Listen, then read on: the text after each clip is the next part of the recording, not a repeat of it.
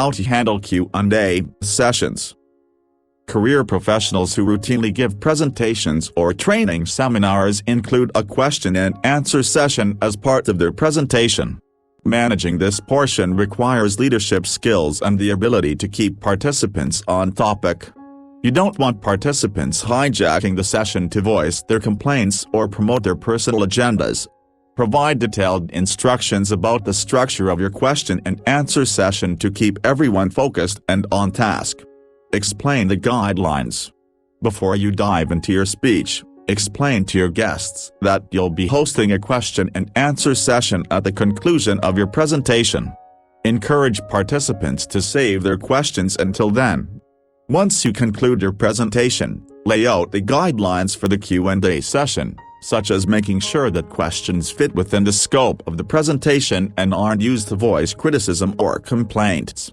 Be sure to state any topics that you won't be able to address, such as financial details or confidential information. Offer examples. When your guests don't have any questions or are too shy to voice them, offer some suggestions to keep the ball rolling. For example, you might start the session with "sometimes unasked," or "other seminar guests often wonder." Answer your own question, but don't dwell on it too long. The goal is to promote interest in your topic and help participants feel comfortable asking their own questions. Clarify questions. Repeat guests' questions aloud before you answer, unless you're in a small room and are certain everyone can hear.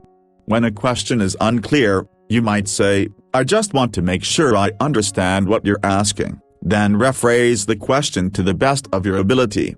Always credit the person who asked the question by saying, "That's a great question, I'm so glad you asked that question," or "Others are probably wondering the same thing," suggests Lenny Laskowski, international professional speaker and president of LJL Seminars. End with a bang. Make sure you have the last word at the end of your Q&A session.